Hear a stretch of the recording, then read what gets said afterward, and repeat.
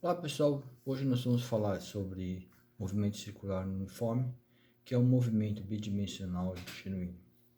O formato mudou um pouco, porque agora a gente pode colocar o seu smartphone deitado, e a gente consegue visualizar melhor mais conteúdos.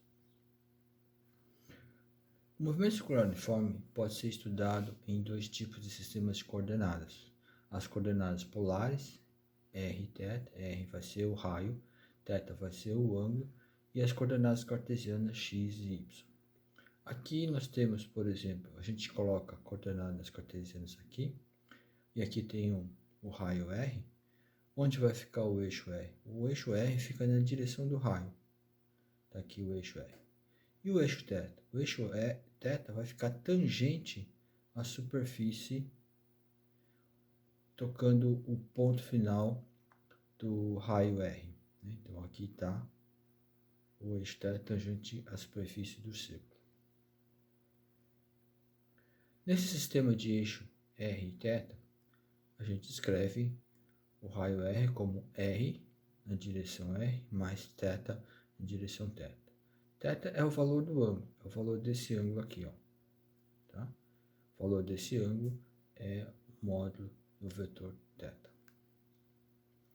Um exemplo, um R com 10 na direção R e π sobre 8 na direção θ, significa que tem aqui um ângulo de π sobre 8.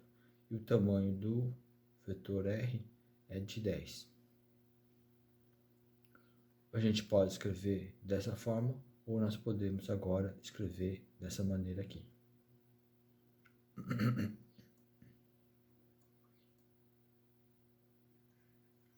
O sistema é móvel, né? Ele vai acompanhar o movimento do raio. Então, o eixo θ ele caminha paralelamente ao círculo. Vocês podem ver que, à medida que vai andando, o eixo θ também continua sempre tangente. Então, ele é paralelo ao círculo no ponto em que ele toca o círculo. Em consequência, nesse sistema de coordenadas, a forma do círculo vai virar uma reta, né? Porque ele sempre o círculo está sempre paralelo ao eixo θ, então ele acaba virando uma reta. Então aqui, ó, é a imagem, é a representação do círculo nesse sistema de coordenadas r e θ. Como o r é mantido constante, então ele não muda, tá certo? E o que vai mudar os ângulos. Você está girando o vetor r de 0 a 2π. Nessa figura, então, a gente tem um intervalo de 0 a 2π. O sistema de coordenadas x e y. Vamos ver ele aqui de novo. Agora, como dissemos, o x está nesse eixo horizontal e o y está no eixo vertical. Temos aqui o vetor r, o ângulo θ, né? E aqui, veja só, esse é o tamanho da coordenada x. E esse aqui é o tamanho da coordenada y. Como é que eu obtenho se eu sei o valor do r e do θ? A gente obtém através dessas expressões aqui, ó. Y vai ser r seno θ e o x vai ser r cosseno θ. Então, tá aqui. Essas expressões, elas são chamadas de leis de transformação de coordenadas, né? Vão transformar das coordenadas r e θ para as coordenadas x e y. Um exemplo. Coordenada r é 5 na direção do raio e π sobre 6 na direção do ângulo. Então, o θ é π sobre 6 e o raio é igual a 5. Eu quero fazer em coordenadas cartesianas x e y. Então, a gente pega essa expressão. O x é r cosseno θ. Pego o r, que é 5, pego o θ, que é π sobre 6, substitui aqui. Cosseno de π sobre 6 é raiz de 3 sobre 2. Então, vai dar 5 vezes raiz de 3 sobre 2. E agora vamos fazer o y. Pego o raio, que é 5, e o θ, que é π sobre 6. Então, 5 seno de π sobre 6. Seno de π sobre 6 é meio. Então, o y vai ser igual a 5 meios. Então, as coordenadas cartesianas do vetor r vai ser 5 raiz de 3 sobre 2 e 5 meios, né? Ou então a gente escreve dessa forma aqui, que é a expansão cartesiana. 5 sobre raiz de 3 sobre 2 na direção x, mais 5 meios na direção y. Se a gente olhar, né, essa figura aqui e a figura do ciclo, essa figura aqui é mais simples, né? Comparando, é mais simples a trajetória do ciclo no sistema polar, né? No sistema cartesiano, eu vejo o círculo genuíno. Só que aí eu tenho duas coordenadas, x igual a x e t, y igual a yt, que são as duas coordenadas x e y estão variando quando o raio R gira, né? Se eu fizer o raio girar, vocês veem que se o raio estiver aqui, o x tem um tamanho, o y vai ter um tamanho pequeno. Se o raio ficar aqui, ó, quase aqui, então o x vai ser pequeno e o y grande, né? Então o x aumenta, diminui. E o y também vai aumentar e diminuir. Aqui não, o R permanece constante, né? O R só tem esse valor fixo R. E nessa direção aqui é que o θ vai aumentando, vai de 0 a 2π nesse caso. Então o movimento no sistema polar é muito mais simples. Então vamos ver ele no sistema polar primeiro. Ele é classificado por ser uniforme porque a velocidade angular, que a gente chama de ômega, é uma letra grega. Ele não é o W, então ele é o ômega, né? Então tem que fazer essas voltinhas, né? Parece um W redondo. Essa velocidade angular vai ser mantida constante. Assim, o vetor posição angular vai evoluir da seguinte maneira: θ de t igual a θ0, que é a posição inicial, mais ômega t. Não tem o termo de aceleração. Tá? E a posição angular, a posição radial vai permanecer constante, R igual a constante. O que a gente tem que acrescentar aqui é que a cada acréscimo de 2π, você volta para a posição inicial. Né? Essa é uma condição importante para a gente perceber que não é um movimento retilíneo, mas na verdade é um movimento periódico. Então, como dissemos, a aceleração angular vai ser 0, a gente denota pela letra grega alfa. Então, aqui a gente usamos θ0 igual a 0, né? E o θ final igual a 2π. Aí, eu podia continuar aqui? Aparentemente podia, né? θ igual a 4π, 6π, 2π. Mas o que significa ele continuar aqui? Na verdade, eu tenho aquela condição periódica, né? Que θ igual a θ0 igual a 0. Ou seja, quando ele chegar aqui no 4π, ele é 0 de novo. Aqui no 2π, ele é 0 de novo também. Tá? Porque ele é um movimento que vai e retorna à posição original. No sistema, nesse sistema, então, o R vai ser constante. Então, o vetor linear V é igual a 0. E no eixo θ, então eu tenho θ de t igual a θ0 mais ômega t, acrescido da condição de contorno periódica, que θ0 mais 2π igual a θ0. Então, sem essa condição periódica, parece que ele vai até o infinito. Na verdade, não, os ângulos estão se repetindo. Então, o movimento circular uniforme é também um movimento periódico. Né? Em vez de ele evoluir para o infinito, ele vai e volta para a sua origem. E aí a gente tem duas novas grandezas. Os movimentos periódicos, eles têm duas novas grandezas, tem o período e a frequência. O que é o período? Ele é o intervalo de tempo para uma volta completa.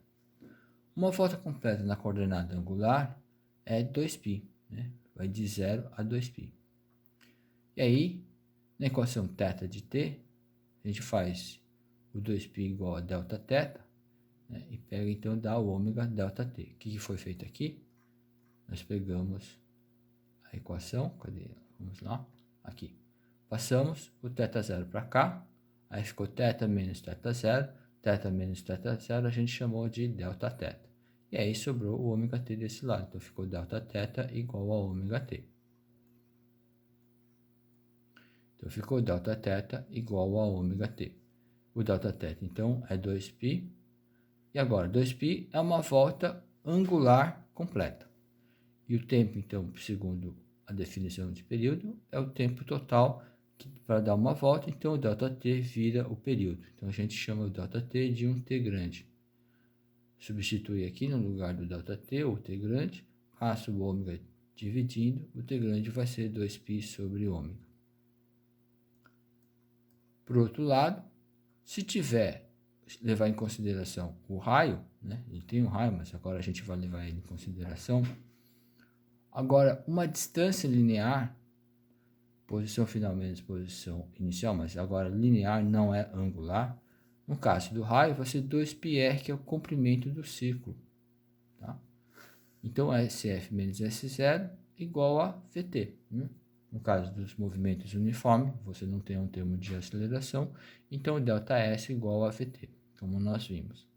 Aí, então, o ΔS vai ser o 2π vezes R, passa o V dividindo, temos o T igual a 2πr sobre V. E aí, então, no caso de uma volta linear completa, nós temos o período igual a 2πr sobre V. Esse V, nós vamos ver mais para frente, ele é o módulo da velocidade tangencial. E ele vai estar relacionado com a velocidade angular por intermédio dessa expressão aqui, ó, V igual a ômega vezes R. A frequência. A frequência é o número de voltas que se dá num dado intervalo de tempo pré-definido. Primeiro a gente define o intervalo de tempo e aí conta o número de voltas. Os períodos mais comuns, os ΔT mais comuns é 1 minuto, né? Então, você tem n dividido por 1 minuto, me dá número de voltas ou ciclos em 1 minuto. Isso dá a unidade de rotações por minuto, é o RPM. Agora, se eu escolho ΔT igual a 1 segundo, temos F igual a N sobre 1S. N é o número de voltas e a unidade é Hertz, são rotações por segundo ou ciclos por segundo. Há uma relação entre as grandezas da frequência e do período da seguinte maneira. Eu tomo uma volta, né? Então a frequência é 1 sobre ΔT. Como agora é uma volta completa, o ΔT é o período, então a frequência é igual a 1 sobre o período. Vamos a alguns exemplos.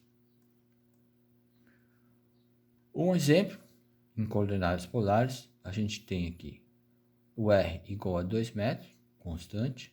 Agora o ângulo vai mudar. Vai de π sobre 6 radianos a uma velocidade angular de π sobre 10 radianos por segundo.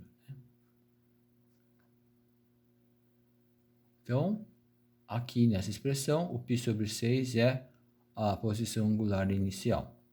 Isso equivale a 30 graus. Então, ele começa lá na posição 30 graus em cima do círculo, né? E a velocidade é π sobre 10. Lembre-se que π é 180 graus. Então, 180 graus dividido por 10 vai dar 18 graus por segundo. E aí a gente pode perguntar quanto tempo ele demora para dar uma volta completa. Então, eu tenho posição inicial, tenho velocidade angular, e uma volta completa angular é 2π, né? Ou seja, θ menos θ0 igual a 2π radiano. Então, passa esse π sobre 6 para lá com sinal negativo e chama tudo que sobrou de 2π, né? θ menos θ0, então só vai sobrar o ômega t. Então, o ômega é π sobre 10 radianos por segundo, e aqui tem um tempo, que é o que eu quero encontrar. Então, temos 2π radianos igual a π sobre 10 radianos por segundo vezes o tempo. Então, passa o 10 para lá, passa o π dividindo. Então, o π está dividindo, o 10 está aqui multiplicando. O π com π cancela, 2 vezes 10 dá 20, o resultado vai ser 20 segundos. Então, o período vai ser de 20 segundos. Uma volta completa vai ser em 20 segundos. Qual é o valor da posição final depois de uma volta? Tá? Ele já deu uma volta completa e anda mais um pouquinho. A volta completa é 2π. Então, a posição inicial era π sobre 6, né? Π sobre 6. Então, tem que dar uma volta completa. Então, você acrescenta mais 2π. Aí, faz esse cálculo. Tá? Π mais 12π sobre 6 dá 13π sobre 6. Né? Veja só. 13 sextos de π. Então, a posição angular final é 13 sextos de π, mas isso é equivalente a π sobre 6. Tá? Claro, porque ele volta para a posição inicial. Lembre-se que eu tenho aqui um movimento periódico, né? Depois de uma volta, ele tem que voltar para a posição inicial. Logo, o resultado tem que ser π sobre 6.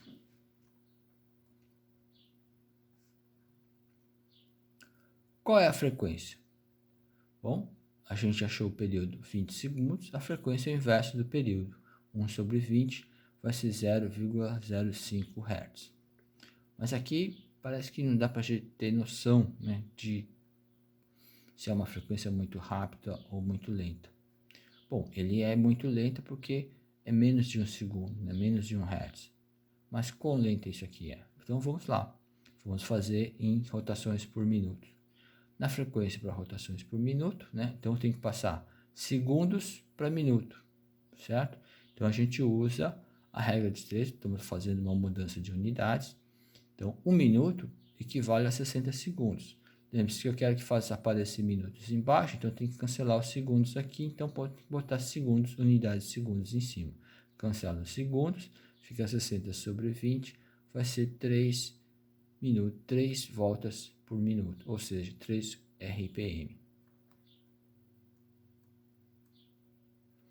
E a gente não coloca lá as unidades de comprimento porque é número de voltas. Agora, um segundo exemplo. Vamos considerar o movimento circular descrito por o raio é igual a constante, 2 metros por segundo, θ, t, π sobre 6 radianos, mais π sobre 10 radianos por segundo vezes t. É a mesma equação. Só que o que a gente vai fazer?